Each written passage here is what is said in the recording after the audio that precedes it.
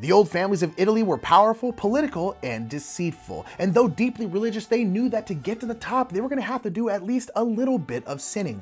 But they must sin at the exact right time. Their hand of cards played perfectly, or else, well, there goes the family. This is Indulgence, which was published by Restoration Games and designed by Jerry Darcy, Rob Daviau, and Justin D. Jacobson. Hi everybody, my name is Nick Murphy of the Brothers Murph. We're here with BoardGameGeek, and today's In Focus is sponsored by the BoardGameGeek store.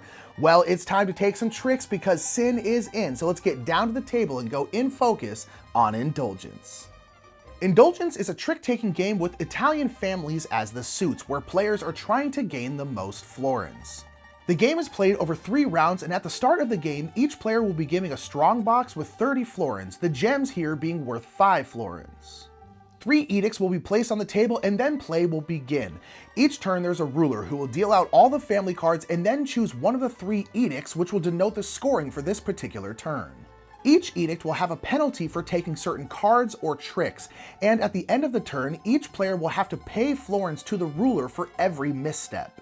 The ruler, however, pays nothing for going against the edict. For example, players may have to pay 2 florins to the ruler for every 6 card taken, 1 florin for every even Borgia or Orsini taken, or pay 6 florins if they're the first to take 3 tricks. Once the edict is decided, normal trick-taking rules apply, with the leader playing a suit and the other players following. That is, unless one player decides to do a little bit of sinning.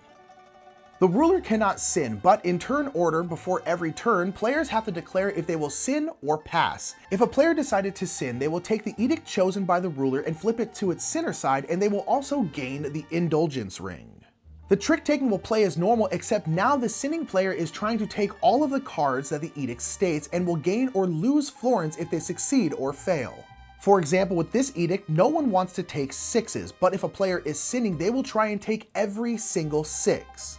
If they succeed, they will gain 6 florins from each player, but if they fail, they have to pay 6 florins to the ruler. Sinning is high risk, high reward, but sinners have a secret weapon, the Indulgence ring. Once during turn, the sinning player may place the Indulgence ring on a card played and change the value of that card into a 10 of that suit, hopefully giving them the edge. Play will continue until all players have been the ruler 3 times or when one player is out of money, and at the end of the game, the player with the most florins wins.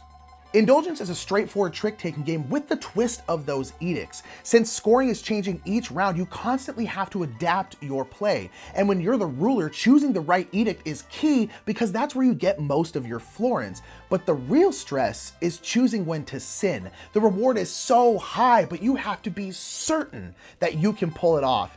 And if this style of trick-taking game seems like something you might want to indulge in, sorry. Make sure to check out its page on BoardGameGeek.com and check out a review. And if you want to bling out your next gaming experience, make sure to check out the BoardGameGeek store. Well, anyway, that is going to be it for me. My name is Nick Murphy. We're here with BoardGameGeek, and we've been going in focus on Indulgence. Have a great day.